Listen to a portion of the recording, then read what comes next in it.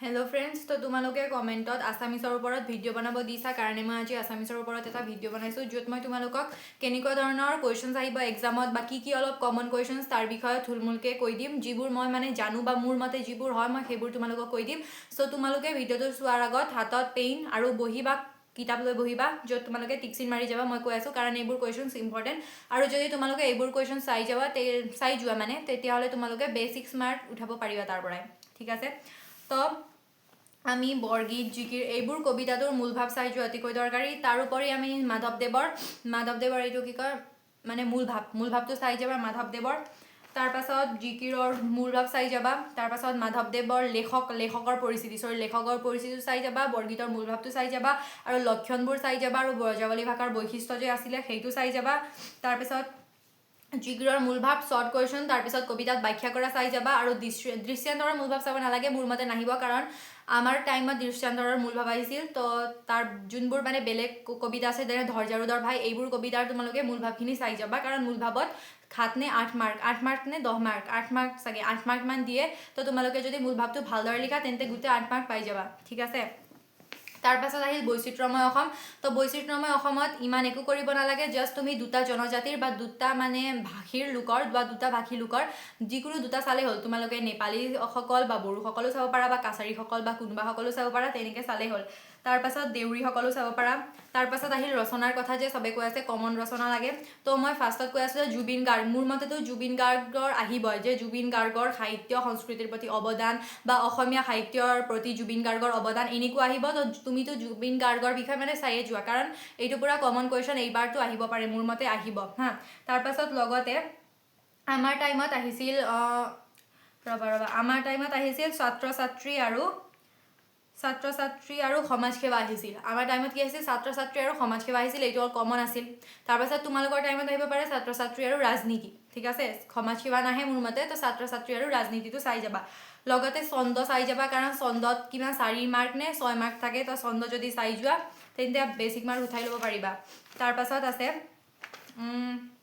তাৰপাছত এইবোৰ যোনটো বিপৰীতাৰ্থক শব্দ বা সমাৰ্থক শব্দ এইটো চাই যাবা আৰু ভাৱ সম্প্ৰসাৰণ কৰা বহুত এইটো আমাৰ পেপাৰত মানে আমাৰ টাইমত এটা ভাৱ সম্প্ৰসাৰণ আহিছিল তাতে আছে কথাত বটা পায় কথাত কটা যায় তো এনেকুৱা ধৰণৰ ভাৱ সম্প্ৰসাৰণ আহিব পাৰে যেনে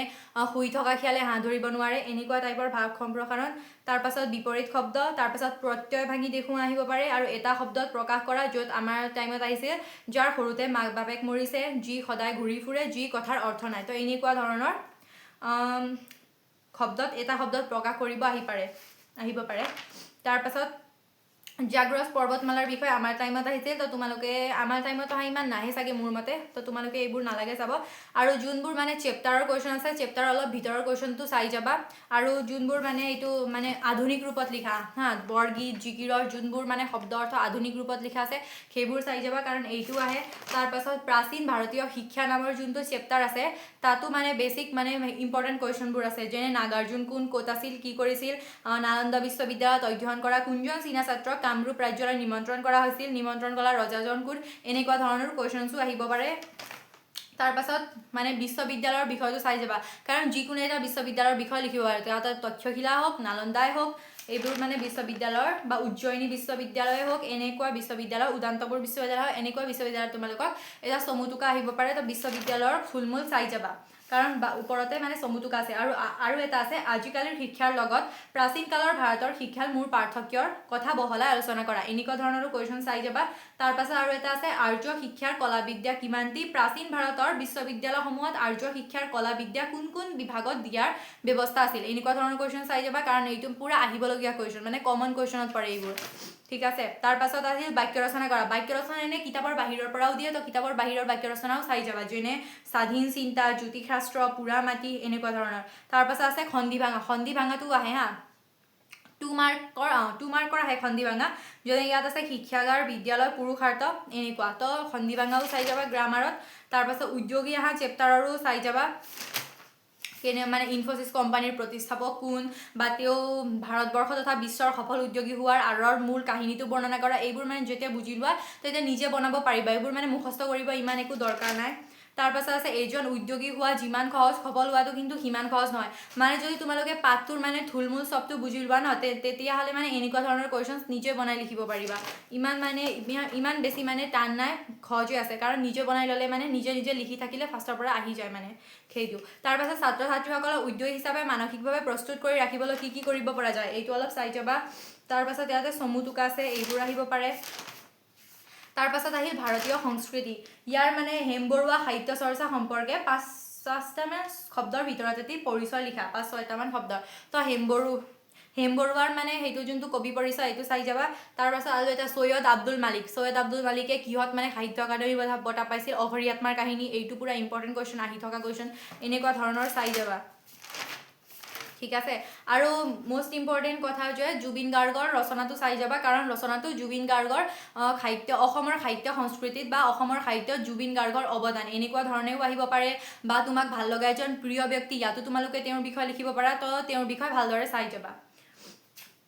তাৰ পাছত আহিল ইণ্টাৰনেটৰ তিতা মিঠা তো ইয়াত ইণ্টাৰনেট কি তাৰ পাছত এনেকুৱা ধৰণৰ ভাইৰাছ কি এনেকুৱা ধৰণৰ কুৱেশ্যনছো চাই যাবা www বা ৱেব কি এনেকুৱা ধৰণৰ কুৱেশ্যনছ তো আছামিছত এনেকুৱা ধৰণৰে কুৱেশ্যন চাই যাবা আৰু বৈচিত্ৰ্যময় অসমত যিকোনো দুটা জনজাতিৰ বিষয়ে চালেই হ'ল তাতে তোমালোকে ফুল মাৰ্ক পাই যাবা তোমালোকৰ যি মন যায় সেই দুটা জনজাতিৰ বিষয়ে অলপ চাই আৰু ব্যক্তিসকলৰ